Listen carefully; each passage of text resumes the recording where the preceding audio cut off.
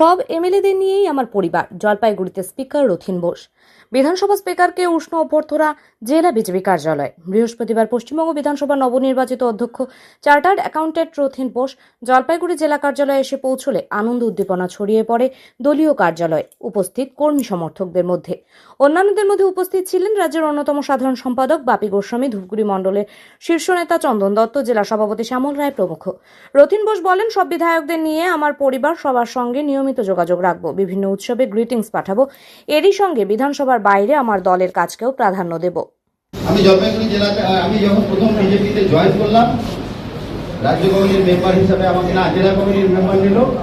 তারপরে সঙ্গে সঙ্গে এই 3-15 মধ্যে আমাকে বললো, না জেলা কমিটি হবে না, আমাদের রাজ্য কমিটি কাজ। রাজ্য কমিটিকে জলপাইগুড়ি জেলার ইনচার্জ হিসাবে আমাকে দিল। তখন আমি সমস্ত মণ্ডলে ঘুরতাম, যে কোনো মণ্ডলে যে কোনো দিন গিয়ে যেতাম, গিয়ে 10-12 জন 15 জন লোক নিয়ে মিটিং হতো, ভালো লাগতো। তারপর পঞ্চায়েত ইলেকশন এলো, এক এক করে আমরা আস্তে আস্তে সংগঠনকে এগোলাম। একের পর এক রাজ্য কমিটি আমাকে দায়িত্ব দিল। কিন্তু পশ্চিমবঙ্গে ভারতীয় জনতা পার্টি আমাকে সবসময় কোনো না কোনো ভালো জায়গায় কাজ করার সুযোগ দিয়েছে, যে জায়গাটায় আমি নিজেকে প্রমাণ করার সুযোগ পেয়েছিলাম।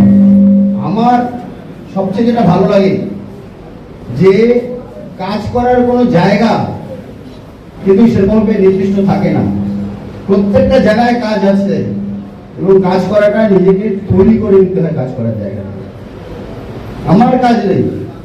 এবং আমি একটা জিনিস, ছোট্ট একটা কথা বলি, আমি যখন স্পিকার হিসাবে এলাম, স্পিকার রেজিস্ট্রেটর একজন, সে বেশি মানুষের সাথে মিশতে পারে না, জানতে পারে না। তো আমি প্রথম সিদ্ধান্ত নিলাম যে আমার সমস্ত এমএলএ ডেটাবেস তৈরি করবো, এমএলএ বার্থডে কবে আছে দেবো, এমএলএ পরিবারে কে কে আছে করবো, এবং তাদের সাথে একটা সম্পর্ক তৈরি করবো। আমার সে কাজটা হয়ে গেছে। তো প্রতিটা বার্থডেতে আমি গ্রিটিংস পাঠাবো। কাজ তো এইভাবে তৈরি হবে না। এমএলএ আমার পরিবার, ফার্স্ট পরিবার হচ্ছে আমার এমএলএরা, তারপরে আমার রাজনৈতিক অন্যান্য পরিচয় হবে।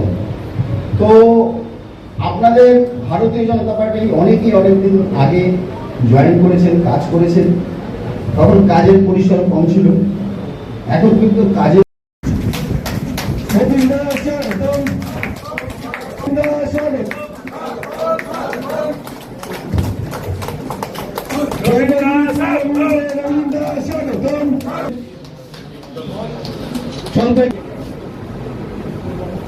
ভারত মাতা কি, ভারত মাতা কি।